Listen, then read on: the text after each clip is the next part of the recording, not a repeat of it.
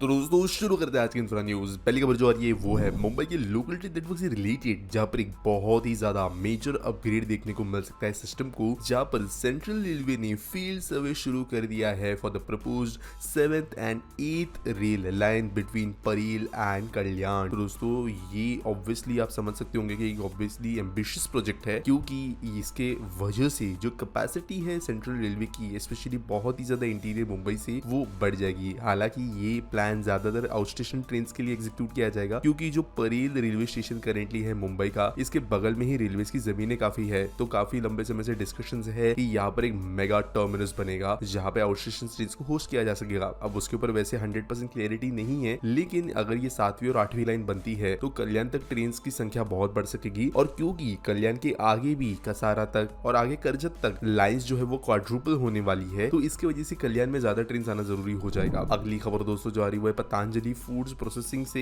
जिन्होंने 30 hectares of land acquire किया है त्रिपुरा के अंदर, और यहाँ पर ये पाम नर्सरी शुरू करेंगे। तो दोस्तों आप जानते हो हमारा देश ऐसा है जो तेल तो बहुत खाता है, लेकिन हमारे देश के अंदर तेल प्रोड्यूस होता नहीं है खाने वाला, तो हमें बहुत ज्यादा इम्पोर्ट डिपेंडेंट रहना पड़ता है। इसकी वजह से पतंजलि फूड जो है अब नॉर्थ ईस्ट रीजन के अंदर ये kind of oil plant cultivation जो है वो शुरू कर रही है। हॉर्टिकल्चर भी उन्होंने कुछ जगहों पे शुरू किया है, लेकिन इसकी वजह से ये धीरे धीरे जो है भारत के अंदर की एडिबल ऑयल प्रोडक्शन को बढ़ा सकेंगे। वैसे उन्होंने ये कहा है कि इनका जो गोल है वो 10,000 हेक्टेयर्स का है, और इसके वजह से काफी ज्यादा ये ऑयल प्रोड्यूस कर पाएंगे। ये भी बोला गया है कि त्रिपुरा का क्लाइमेट जो है, नॉर्थ ईस्ट का क्लाइमेट जो है, वो पाम ऑयल कल्टीवेशन के लिए अच्छा है, जिसका वो यहाँ पे यूज करेंगे। अगली खबर दोस्तों जो आ रही है वो है फिर से त्रिपुरा से, जब पर एक इंटीग्रेटेड बैम्बू पार्क मिलने वाला है यहाँ के ऊनाकोटी डिस्ट्रिक्ट को, जिसके लिए 162.92 करोड़ रुपए सरकार स्पेंड करेगी। तो डीपीआर यहाँ पर सबमिट कर दिया गया है, और त्रिपुरा ऑलरेडी बैम्बू इनोवेशन के अंदर काफी ज्यादा आगे रहा है। इसके हिसाब से जो है यहाँ पर अब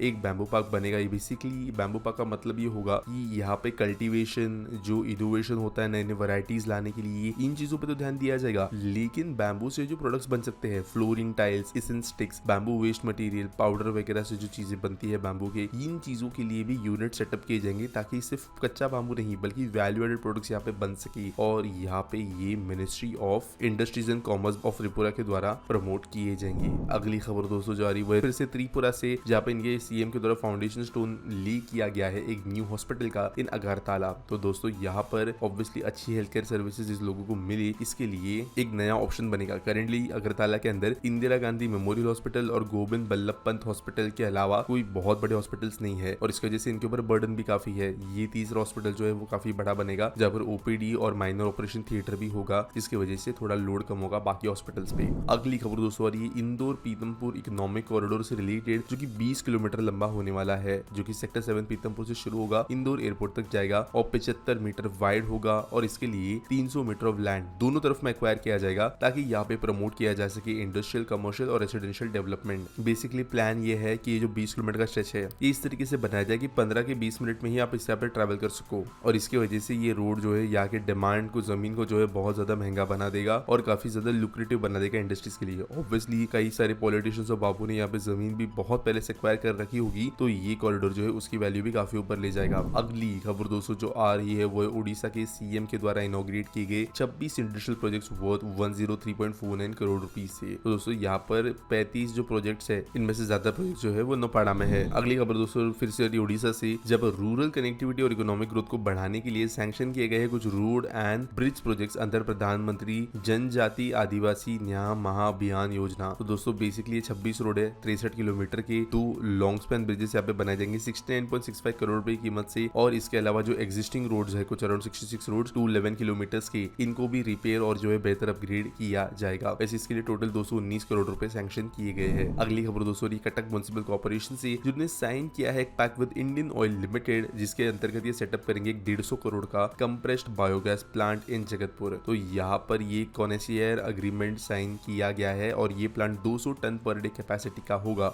यानी कि अगर हम देखें तो बायोगैस प्लांट्स के सबसे ये बहुत बड़ा है, और 22 महीने के अंदर इसे ऑपरेशनल बना दिया जाएगा, ऐसा कहा गया है। 11 एकड़ की जमीन पे ये फैला होगा, और इसकी वजह से बहुत ज्यादा बायोगैस तो बनेगा ही, लेकिन 10 से 15 टन ऑर्गेनिक मन्योर भी जो है, जो काइंड ऑफ वेस्ट प्रोडक्ट होता है बायोगैस प्लांट का, वो भी बन पाएगा, जो ऑब्वियसली आगे जाके जो है कई इंडस्ट्रीज और एग्रीकल्चर में इस्तेमाल हो सकेगा। आज का स्पीटी सवाल की बात करें तो केविन मनानी पूछते हैं, why BMC not create palm Jumeirah like project on see that can solve land problem and get more tourism. System. तो देखो यहाँ पर एक बात बताता हूँ, पहली बात तो मुंबई में रिक्लेमेशन बहुत ज्यादा हुआ है, होते रहता है। इनफैक्ट कोस्टल रोड जो है वो एक रीसेंट रिक्लेमेशन है। अभी तो पोर्ट के यहाँ पे भी जमीनों में कुछ चीजें होनी है, वहां पे भी रिक्लेमेशन होगा, और मुंबई में रिक्लेमेशन होते रहता है हर 10-12 साल में। तो हम आर्टिफिशियल जमीन तो बनाते हैं। पाम जुमेरा जो है ये एक काइंड ऑफ वैनिटी प्रोजेक्ट था, वो प्रॉफिटेबल आज तक नहीं हो पाया है ना। पाम जुमेरा हो पाया, और पाम जबल अली जो आज से कम 20 साल पहले रेडी हो गया था आइलैंड, उस पे भी अगर आप देखोगे तो अभी कुछ जो है जाकर कंस्ट्रक्शन शुरू हुआ है। सिमिलरली वर्ल्ड आइलैंड्स पे है। तो रिक्लेमेशन अगर सेंसिबल हो कि आप कोस्ट लाइन को थोड़ा बहुत इंक्लूड करे,